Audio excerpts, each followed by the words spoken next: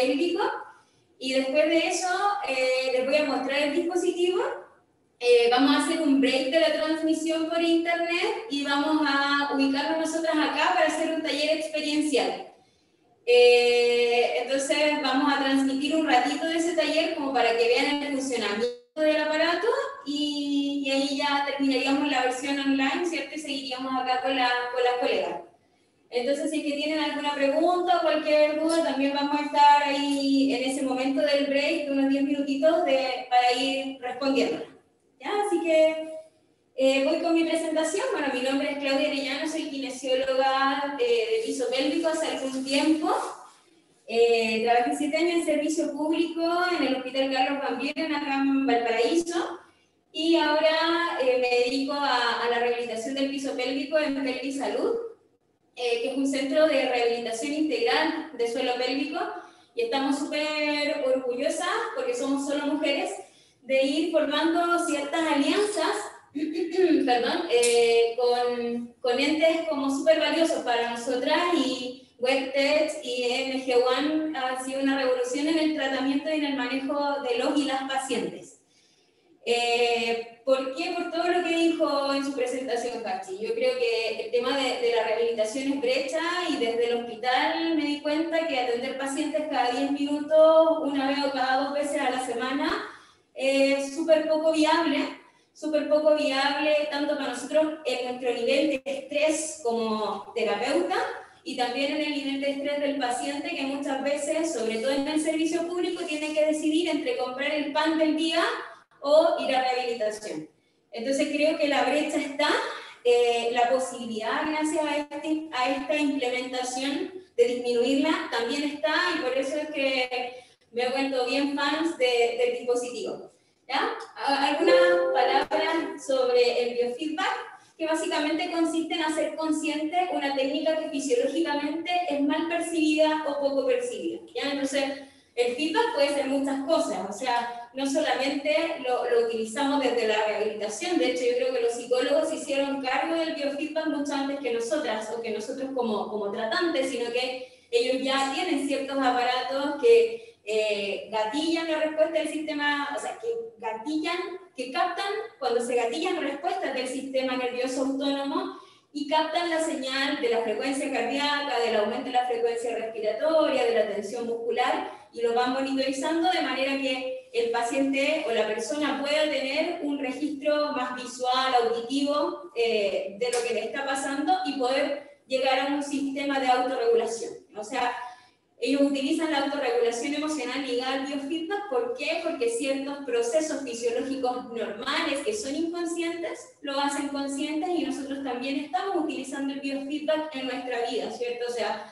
nos miramos, vemos cómo nuestros pacientes hacen el gesto motor, y lo importante es tener la posibilidad de cambiar ese gesto motor en el proceso de manera que se fije o se genere esta activación motora de manera correcta y no de manera incorrecta, que muchas veces es lo que pasa con nuestros pacientes. O sea, cuando nosotros hablamos de suelo pélvico, hablamos específicamente de una estructura, ya no solamente del músculo, sino que de una estructura física que muchas veces no está muy bien percibida.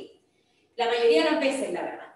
Entonces, eso tiene que ver primero con una concepción anatómica y funcional, y también tiene que ver desde un punto de vista cultural, porque muchas veces cuando nos hablan de piso pélvico no tenemos ni idea de qué estamos hablando. O sea, cuando uno ya empieza como a interiorizarse en el área, ya se empieza a formar en el área, y te encuentras con algunos colegas que tampoco saben lo que es el piso pélvico. Yo siempre digo, llevo más de 10 años en esta área, y el año pasado mi mamá me preguntó si es que los hombres tenían piso pélvico. O sea, a ese nivel de brecha, de desconocimiento. Entonces, cuando encontramos una forma de hacer consciente lo poco consciente o lo inconsciente, es que podemos generar cambios en la estructura muscular, en el gesto motor, y por lo tanto también vamos a ir disminuyendo las disfunciones ligadas a esta sintomatología, ¿no? Entonces, lo que dice aquí es que vamos a tener un sujeto, el cual lo vamos a conectar a un sensor de aparato de biofeedback que va a transformar, amplificar, procesar y simplificar, y convertir en señales auditivas, visuales, táctiles esta información la cual va a entregar información al sujeto para poder ir generando ciertos cambios. Entonces, como les decía, no solamente vamos a captar el feedback a nivel del piso pélvico, sino que también nos da feedback la temperatura corporal, el nivel de tensión, la frecuencia cardíaca, la frecuencia respiratoria. O sea, cuando estamos en estrés, ¿cierto? Todo esto aumenta, hay un predominio simpático. Entonces, todo esto lo podemos captar, lo podemos analizar e ir generando ciertos cambios. ¿Ya? Entonces, específicamente ligado al suelo pélvico,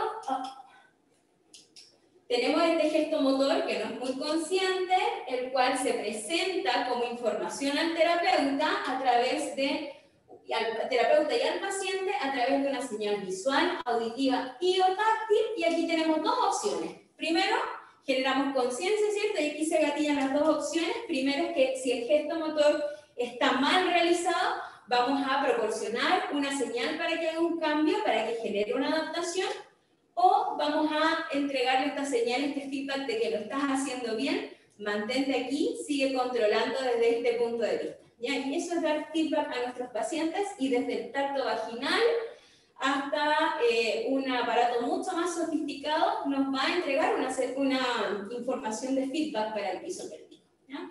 Y esto solamente para mencionarlo, hay un montón de tipos de feedback, por eso les decía que puede ir desde el tacto vaginal hasta la utilización de una bola china o tener aparatos mucho más sofisticados como lo que les vamos a presentar el día de hoy. ¿Ya? El primer feedback muscular fue en 1950 desarrollado por Kegel, ¿cierto? Por Arnold Kegel, famoso por los ejercicios de Kegel, donde inventó una cámara de aire, ¿cierto? Que tenía 6 a 8 centímetros y que se introducía en la vagina de la mujer. Entonces se conectaba a un sensor de presión, entonces captaba la presión que generaba la contracción de los músculos del suelo pélvico. El gran problema es el mismo problema que tenemos hoy con la utilización de algunos feedback de presión, ¿cierto? Que si bien muchas veces los podemos, como no están en contacto directo con el músculo, los podemos utilizar con algún forro o algo así, pero no captan la señal de la contracción muscular específica y muchas veces lo que captan es la señal de la presión intraabdominal. Entonces no los utilizamos mucho y se parecía a algo como esto, ¿ya? Un sensor de presión conectado, o sea, un manómetro conectado a un globito, por decirlo de alguna manera, que sensaba la contracción muscular.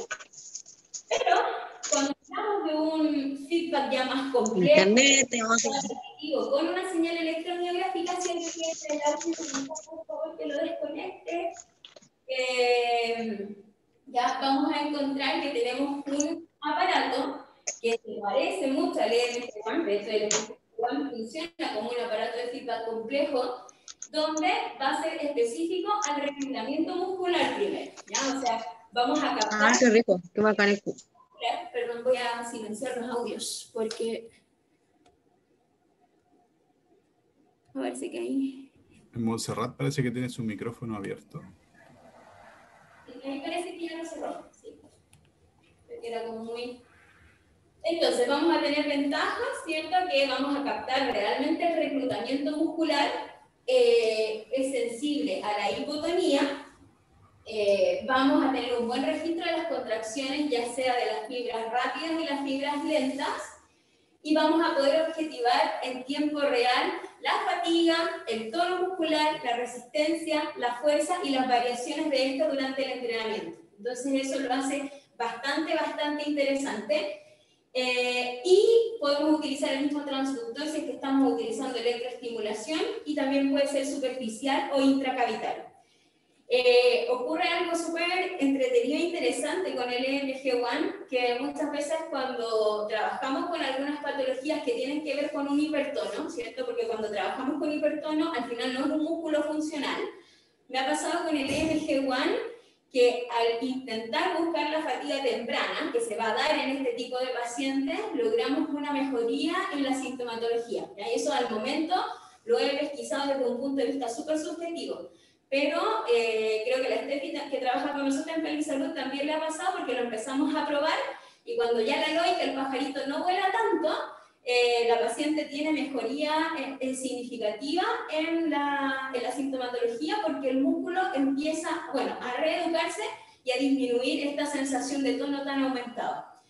Bueno, y los resultados no son comparables, son estimativos entre pacientes y entre sesiones, por lo tanto no se puede utilizar para un estudio que sea como muy serio en ese sentido, pero al final, además para el paciente o para la paciente, es una señal de avance, y esto también las motiva y les motiva mucho, sobre todo en niños. O sea, de repente uno tiene niños que entran llorando, que odian, que no quieren venir al quimio, y uno los conecta a un biofeedback y el paciente cambia, o sea, es otro. Y de hecho no se quiere ir. Me ha pasado eso, que parte el niño llorando y después no se quiere ir y quiere seguir entrenando, y es una motivación para la sesión siguiente. Así que imagínense si pudiesen tener este dispositivo en casa. O sea, sería maravilloso, y no sería una lucha por los ejercicios con los papás como es hasta ahora. Entonces, podemos utilizar electrodos superficiales, como lo decía Hachi, que tenemos un montón de tipos de electrodos superficiales, y sobre todo el EMG1 dentro de sus conectores efectivamente tiene, se lo voy a mostrar, un conector súper cómodo que permite la utilización de estos cables.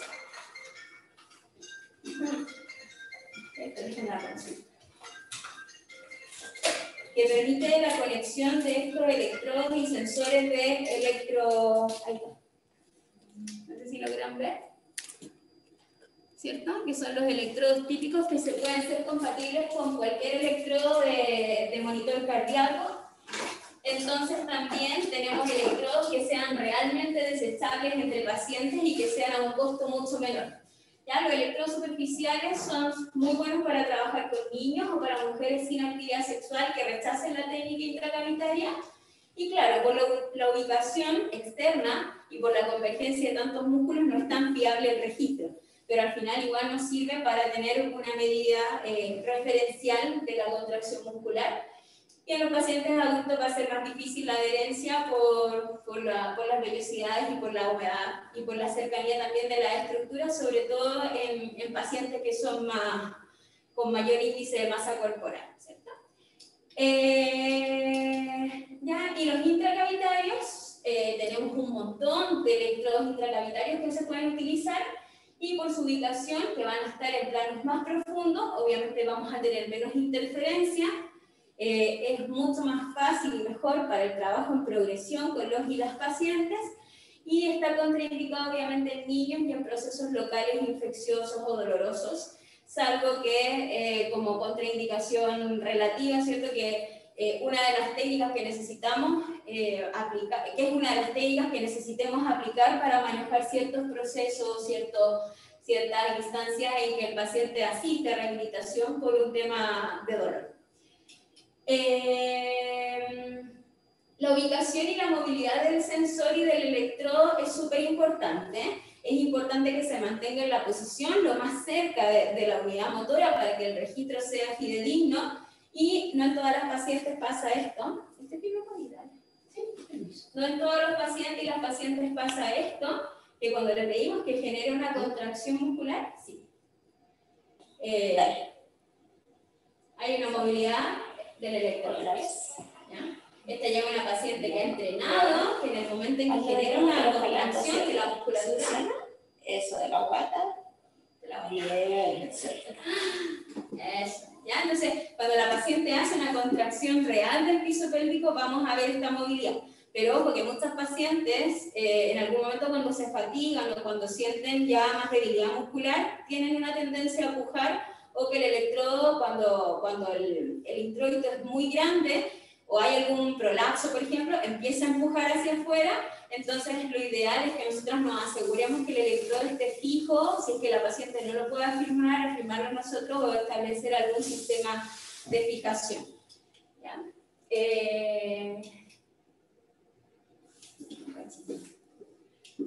Antes utilizábamos esto, ¿ya?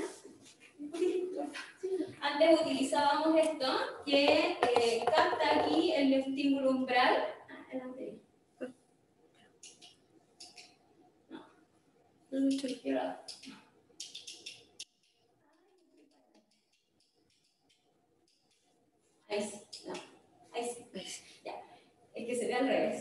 Ahí sí. Ahí sí. ¿Ya? Antes utilizaba algo como esto, sobre todo en niños, cuando la paciente genera una contracción del suelo pélvico, sube la lucecita, ¿cierto? Y se prende una luz. ¿Ya? Esto era lo que utilizaba antes, que era como mi modelo como mucho más arcaico, ¿ya? Donde generamos una contracción y sentimos aquí la elevación del piso pélvico, genera una contracción, ¿cierto? Y el piso pélvico se activa y daría la respuesta visual, ¿cierto? Auditiva, pero lo que estamos utilizando ahora es el EMG1, que como les mostraba en el video, acá la paciente puede ir esquivando los obstáculos.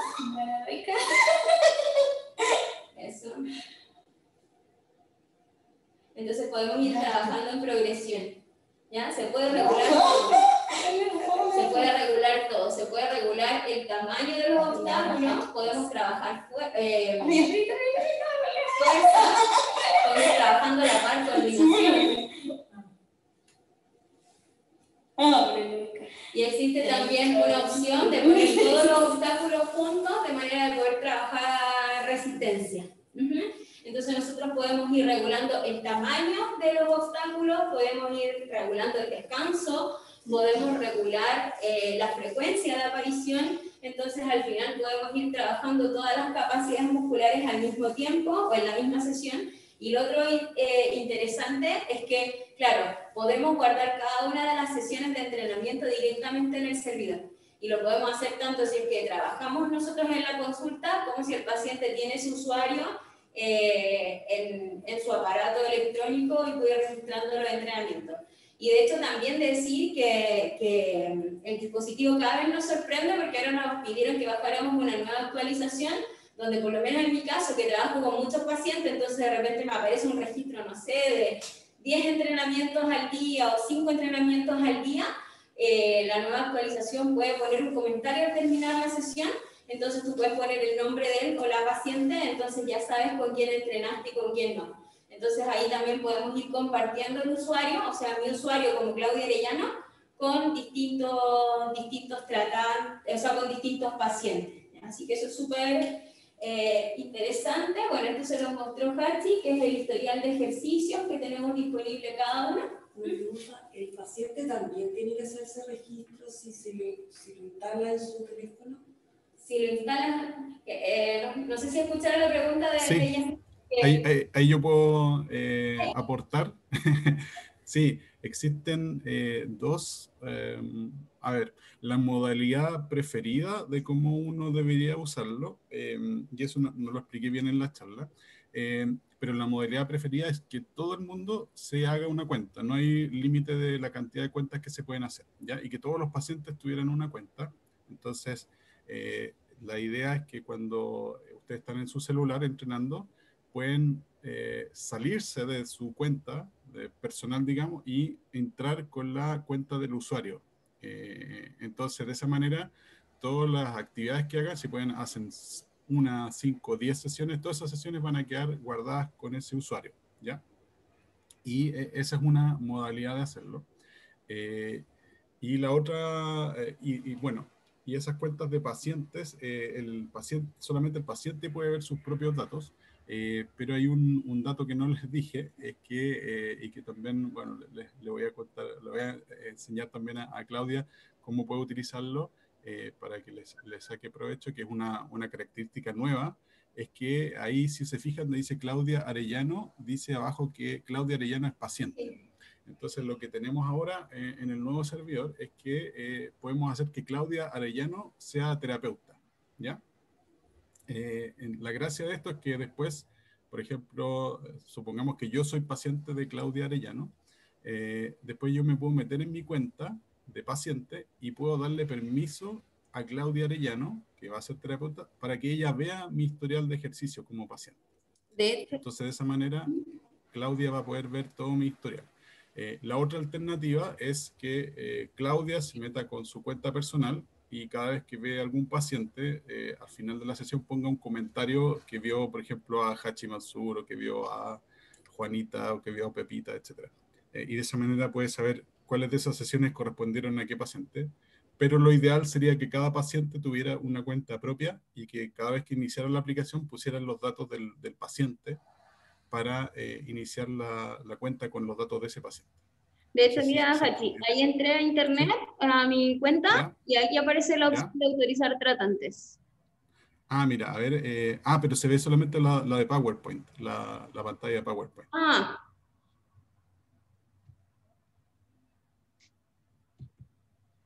¿ahí será? Ahí está, exacto. Entonces Claro. ahí, por ejemplo, ayer estuvimos trabajando con los chicos de fonoaudiología.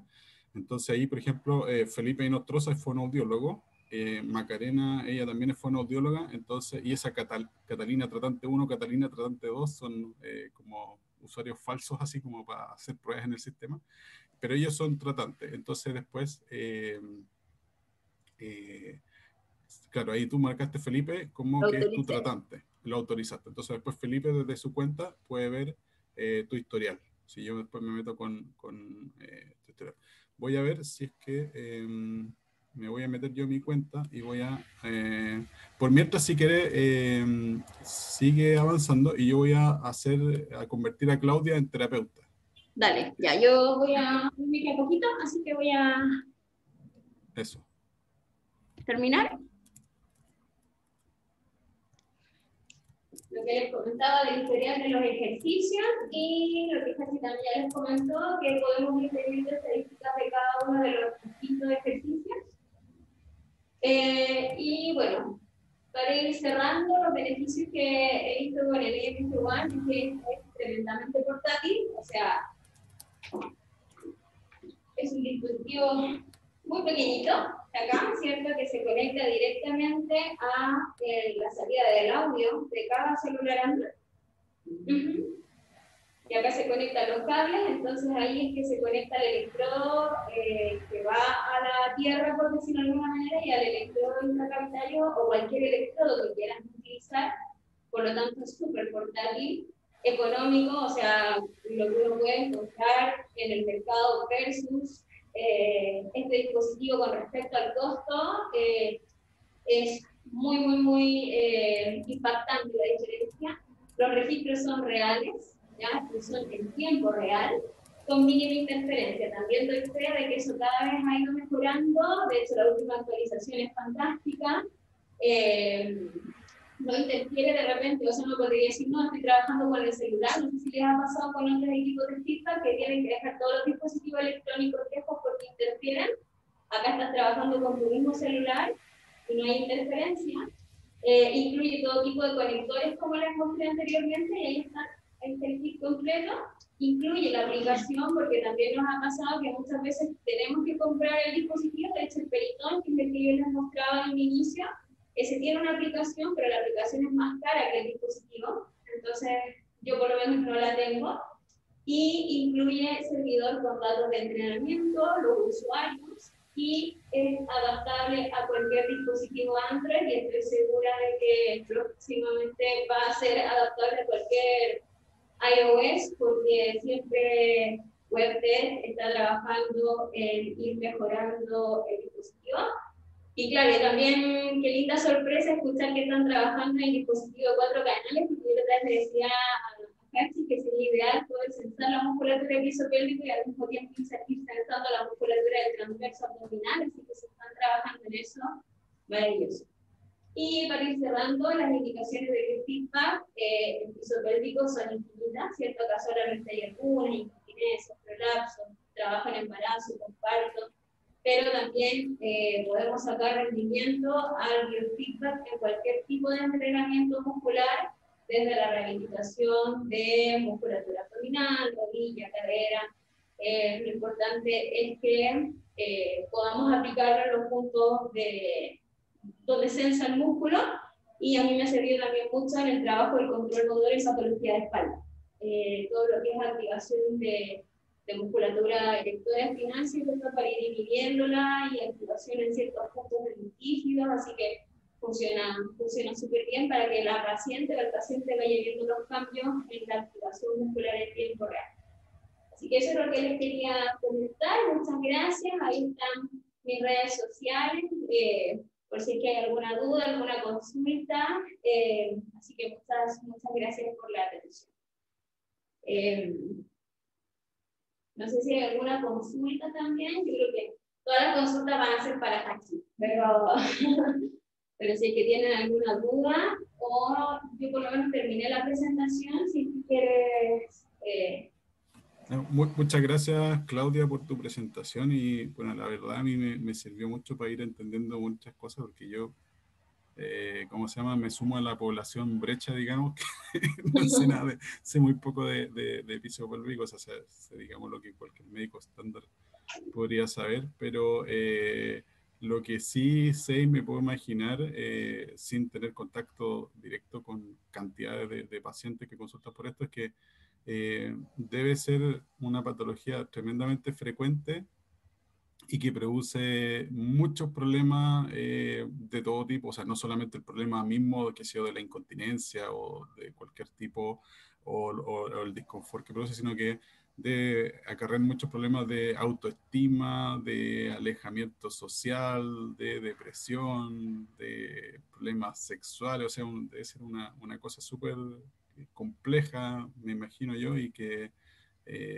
además de haber un montón de temas, tal vez de repente como de pudor, de no acceder un poco a,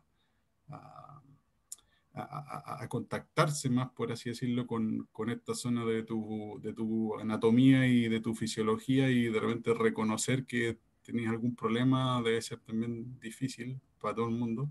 Y bueno, encontrar un centro donde se profesionales y un centro donde esto se aborde de manera integral, creo que es demasiado importante, y es, si uno lo piensa en atención primaria, o en el sector público en general y en atención primaria en particular, debe ser una zona que está tremendamente no sé si explotado, pero que no lo atendemos como debería hacerlo. Entonces lo dejamos un poco abandonado probablemente como sistema de salud, y yo creo que debe ser algo que produce muchos problemas como decía, en todo ámbito.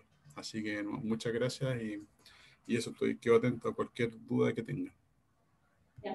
Sí, o sea, es brecha desde el punto de vista del acceso. Yo creo que en la medida que se han ido formando más colegas en el área y hemos podido hacer más difusión, y también agradecer a las redes sociales de que la paciente ahora puede buscar lo que siente, es que se ha vuelto una moda. Yo escuché a algunos ginecólogos dicen que esto es moda, pero yo creo que es la visibilización de algo que estaba pasando hace mucho tiempo.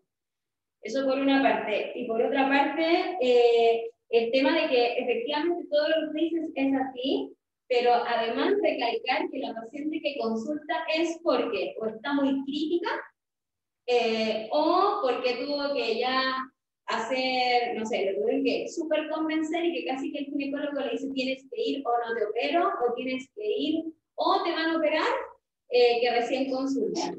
Y ya el hecho de abrir esta área de su cuerpo, de sus sensaciones, de su anatomía, como que si llegan contigo y confían en ti, se van a quedar contigo, y lo más probable es que no quieran ir con otro tratante, porque también es súper complicado para ellos o para ellos volver a empezar a contar todo desde el principio. Entonces, si les damos una herramienta donde pueden entrenar en casa, que tú lo vas guiando, también es súper significativo no tener que estar exponiéndose cada vez a distintos tratantes o distintas sesiones, que muchas veces es un estrés solamente el hecho de pensar en rehabilitar el piso pélvico.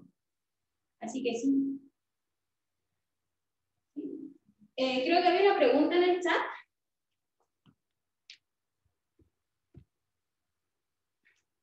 Preguntaba Celeste, ¿me escuchan ahí, cierto? Sí. Cuando entro a la aplicación para mis ejercicios, debo usar jugar o practicar.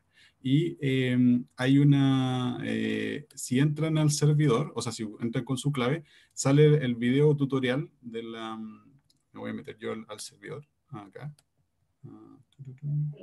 para mostrarles, porque ahí está súper bien explicado. O sea, sí, obviamente sí les voy a explicar de qué se tratan todas estas opciones, pero también para que tengan la idea de que cualquier duda que tengan también va a estar en el servidor, en el tutorial, digamos. Entonces acá les voy a mostrar Yo voy a ingresar aquí a mi cuenta y voy a compartirles pantalla. Share screen y acá. Entonces acá estoy en el servidor y acá está el video de la capacitación. Entonces lo voy a echar a andar y este video probablemente hemos estado conversando porque es un poco largo, dura como 41 minutos, estamos pensando en repartirlo en distintos videos, ¿ya? Los modos de jugar o cuando ustedes recién acceden a la aplicación se van a encontrar con esto, jugar o practicar. Y la gracia es que el modo jugar tiene acá, tiene pocas opciones disponibles, o sea, como que ustedes no lo pueden configurar mucho. Les da inicialmente un nivel de dificultad automático, o sea, les pone un nivel de dificultad súper fácil, y a la medida que ustedes van obteniendo puntos y mostrándole al juego, al sistema que ustedes juegan súper bien, esto se va a ir poniendo más y más difícil, y este es el modo en que se desbloquean distintos personajes y escenarios. O sea, tenemos distintos pajaritos, distintos escenarios para que sea la cosa un poco más entretenida, ¿ya? Y ese modo es como, si ustedes lo piensan en un juego de video, es que van pasando etapas y la cuestión se va poniendo más difícil, ¿ya? Es como, esa es la idea. Y el modo practicar es el modo en el cual están todas las opciones de configuración están completamente abiertas. Y probablemente es el modo en que ustedes como terapeutas van a estar utilizando más corrientemente, porque pueden configurar todas las cosas.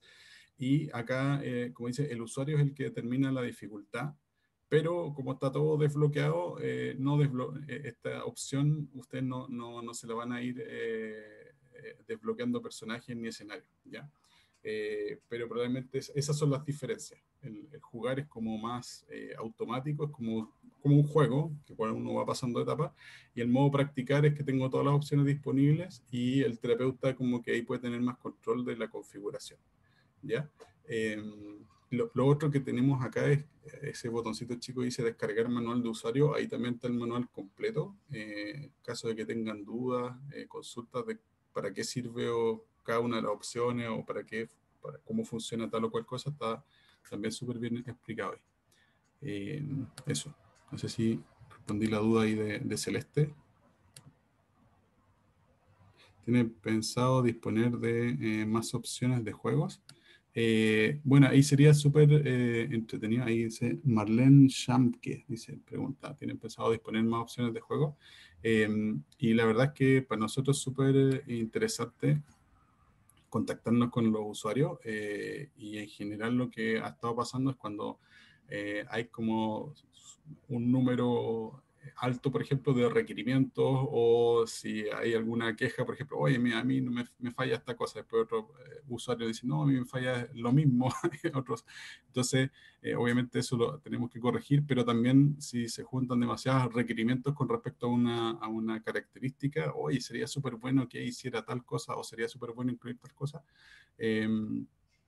Eso sí lo tratamos de incluir con el tiempo. A veces las cosas no son tan rápidas porque antes de liberar una nueva versión tenemos que hacer un montón de pruebas de la aplicación para que esas nuevas características no vayan a interferir con cosas antiguas. Así que en ese sentido el programa, que es una cantidad de cosas que hay que programar por detrás, sí estamos en ese constante crear nuevas características de acuerdo a lo que nos van pidiendo los usuarios.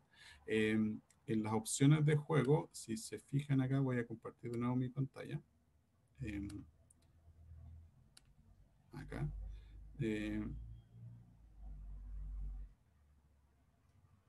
Estas son, si van a una de las pantallas de configuración que salen acá,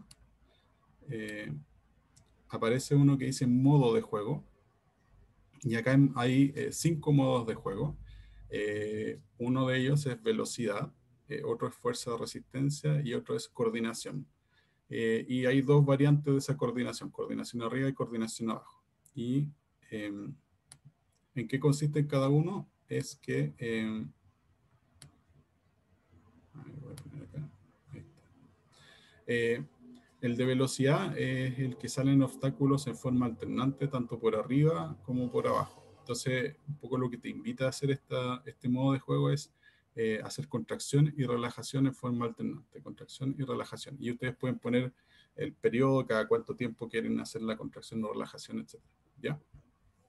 El modo de fuerza-resistencia es un modo en el cual vienen varios obstáculos seguidos y lo que te invita es a hacer contracciones sostenidas. Entonces ustedes en la aplicación determinan cuánto va a durar esa contracción, eso en segundos, ¿ya? Y entonces hacen una contracción y después viene un periodo de descanso, contracción, descanso, etc. Y después viene este modo de juego que se llama coordinación, que vienen obstáculos tanto por arriba como por abajo, entonces es como parecido al de velocidad, pero la gracia es que este es aleatorio, entonces puede ser que vengan 2 o 3 obstáculos por arriba, uno solo por abajo, después uno por arriba, 5 por abajo, entonces es bien variable y este es un poco como más cognitivo, por así decirlo, porque hay que estar como mucho más atento a dónde vienen los obstáculos. Entonces, tiene como un objetivo distinto. El de coordinación arriba y abajo es básicamente igual que el de coordinación, solamente que los obstáculos vienen solamente por arriba o solamente por abajo, pero también así en forma aleatoria. Eso, no sé si respondí esa pregunta. Acá. ¿Por qué no te... dice, pregunta Celeste, el que no se han grabado las prácticas es porque no tenían actualizada la aplicación. Ahí podemos verificar, Celeste, qué es lo que había pasado con que no se estaban grabando la información, porque recientemente actualizamos tanto el servidor lo hicimos desde cero completamente nuevo. El servidor de ahora nos permite hacer muchas más cosas que el de antes. Y también actualizamos la aplicación. Entonces, si estás teniendo alguna dificultad, aquí, mira, acá les voy a dejar mi correo, hachi@wavestech.cl. Acá me pueden escribir y detallar bien los problemas o las dificultades que han tenido para ver cómo lo podemos hacer. Perdón, lo escribí solamente a Pamela Lara, no sé por qué. Perdón. Entonces, hachi@wavestech.cl. Ahí está mi correo. Me pueden escribir si tienen cualquier duda o algo que no está funcionando bien, así que te invito, Celeste, a que si estás teniendo dificultades o alguna cosa que no te funcione bien, me escriba un correo para ver cómo lo podemos resolver para que te funcione bien el sistema.